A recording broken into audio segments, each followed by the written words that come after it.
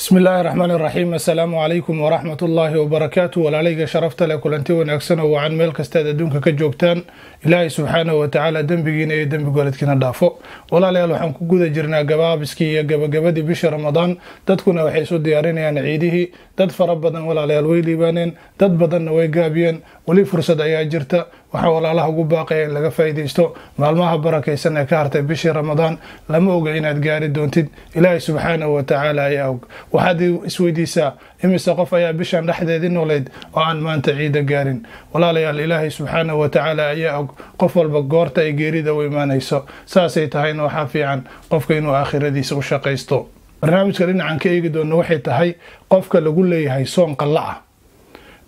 ma lixdii Shawaal ayuu soo hormarinayaa mise qallihi ayuu soo hormarinaya waa qodobka koowaad qodobka xiga waxay tahay hal niyad ma ku wada soomi kartaa lixdii Shawaal qallihina ma ku soo qallayn kartaa labadaas arrimood waa aad ay muhiim yihiin dad badan way isweydiinayaan waxaan jeclahay walaalaha daawan doona insha Allah ta'ala inay sii gudbiyaan inta ana mawduucaas ka hadlin walaalayaal waxaan rabaa inaan fursad uga faa'iideysto inaan u tacsiyeeyo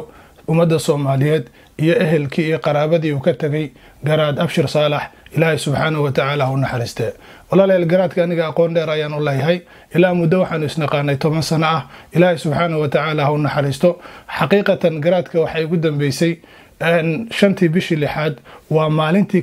ka horeysay bishii Ramadan Ilaahay iyo abuuray ayaan ku dhaaranayaa markii aan u tagay kalimatu tawxiid ayuu afkiisa ku hayay laa ilaaha illa allah Ilaahay subhanahu wa ta'ala ayuu xusayay waxaan aaminsanahay insha Allah ta'ala Ilaahay uga rajeynaya inuu dambi dhaaf iyo naxariis uga dhigo waxaad ogtiin walaalayaal nabiga calayhi salaatu wasalaam wuxuu leeyahay man kaana aakhiru kalaamihi laa ilaaha illa allah dakhala aljanna qofka kelimadiisa ugu dambaysa ay tahay laa ilaaha illa allah jannada ayuu galayaa waxaan dhammaan walaalaha si naxariis looga codsanayaa mar kale iyo mar labaad inay garaadka u duceeyaan inuu Ilaahay subhanahu wa ta'ala u naxariisto walaalayaal waxaad ogtihiin nabiga calayhi salaatu wasalaam inuu leeyahay man saama ramadaana thumma atba'ahu 6 min shawaal kana ka siyaamu dahri qofka sooma ramadaan deetana raaciya 6 maalmood oo kamid ah shawaal waxay u dhigantaa ajarka sanad camal inuu soo soomay waa fadli aad u weyn dadka waxay aad u jecel yihiin inay ka faa'iideystaan 6daas maalmood dhowr arrin baanu ka tilmaaminaa waa marka koowaad ee qofka qallal lagu leeyahay ma 6 maalmood ayuu ku hormarayaa mise qallihi ayuu soo celinayaa arintaas walaalayaal culimada way isku khilaafeen sidaad ogtiin mas'ala ma jirto fiqhi ah ilaa culimada way isku khilaafaan culimada markay iskhilaafaanna way kala adilla xoog badan yihiin yaa xoog badan kadib mararka qaarkood bareeja ay noqdaan oo isla sinaadaan mararka qaarkoodna qaar ayaa xoog badan haatan waxa xoog badan kuwa leh qofka qallal lagu leeyahay marka hore qallaha ayuu soo qallaynaya maxaa yeelay nabiga calayhi salaatu wasalaam wuxuu leeyahay man saama ramadaana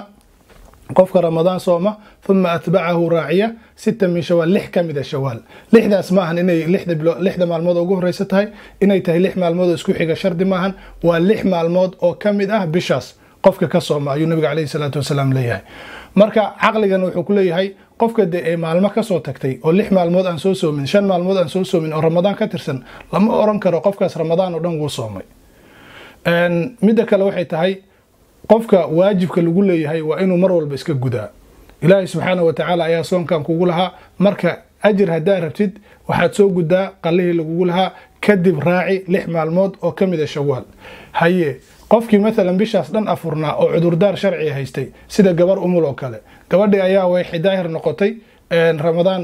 shawaal koodeedii waxay go'aansatay inay shawaal oo dhan iska soo qallayso ramadaan gabadhaas iyo qof kasto cudur sharci leh oo bishaas dhan soomana qalla ahaan u soomana 6 maalmood waxay soomayaan bay culimada leeyihiin bisha dilqacda ayay soomayaan ajirkiina way helayaan taas way caddahay marka walaalaha waxaan ugu baaqayaa inay iska ilaaliyaan ayagoo qallal lagu leeyahay inay wadac soomaan wadaca waxaad soontaa marka aad qallaha iska soo qallaysid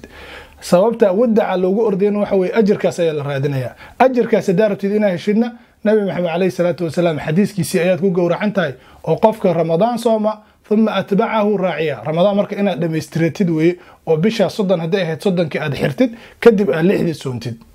وركاس وعدي هاي قضبك كلو حيت هاي هل دقح لبشن بربكود اللي كرا أو معناها وحوي أنا وقلل لي يقول لي هاي إن نقليه نيستو هدنا أن لحد مع الموضة ودع نيستو أو مركز أن اسكو hal dhagax shimbir ku dilo ajirkiis la qaato arintaas walaalayaal waxa loo kala qaybaa laba qayb ayaa loo kala qaadaa qayb waxa la yiraahdaa la ogol yahay in niyada la jamciyo qaybna lama ogola in niyadda la jamciyo. qaybta la ogol yahay in niyadda la jamciyo waa cibaadooyinka ishoos yimaada oo aan ayaka naftirkooda waajib u ahayn. tusaale qofka waxaa la yidhi masjidka markuu soo galo waa inuu tukadaa 2 ragcadood oo la yiraahdo salaanta masjidka ama tahiyatul masjid la yiraahdo. marka 2 ragcadood in la tukado ayaka waajib naftoodu maahan, laakiin muhiimadu waxa waa in salaad lagu tukada meesha. marka duhurkii baa soo gashay, salaad farad ayaa soo gashay, markaas waxa tukatay faradkii Allahu akbar tiraahday, tahiyatul masjidki way ka dhacaysaa, waajibna kugu ma aha. marka waa la ogol yahay. tusaale kale waxaad ka qubaysanaysaa janaabo ama galmo ayaad ka qubaysanaysaa ama xayd ayaad ka qubaysanaysaa, maalin jimca ayaad ka qubaysanaysaa. inaad galmada ka qubaysatid oo janaabada ka qubaysatid ama xaydka aad iska daahirisid waa arrin waajib ah weey. markaas haddana waxaad niyeysatay isla markaas inaad jimcadan isu daahirisid, hal qubays ayaad ku wada qubaysatay, hal niyad ayaa 2 ficil oo mataqaana midna waajib yahay midna sunno yahay aad ku kulansatay. taas waa la ogol yahay. midka la ogoleen waxay tahay 2 cibaado oo kala madax banaan mid walba goonidiisa la iskaga rabo in hal niyad lagu jamciyo. tusaale haddaan usoo qaadano duhurka iyo sunnadiisa ma jamcin kartid oo ma dhigi kartid duhur ayaan tukanayaa waxaan niyeysanayaa inaan sunnooyinkiina tukaday oo labadii ka horeysana labadana u niyeysanayaa, labada dambana labadii ka dambeysay u niyeysanayaa, duhurkiina waan tukaday. taa lama ogola. maxaa yeelay duhurka waa cibaado ka madax banaan sunnada ka dambeysa ama sunnada ka horeysa. taas way cadahay. sidoo kale soonka bisha Ramadaan uu ka madax banaan yahay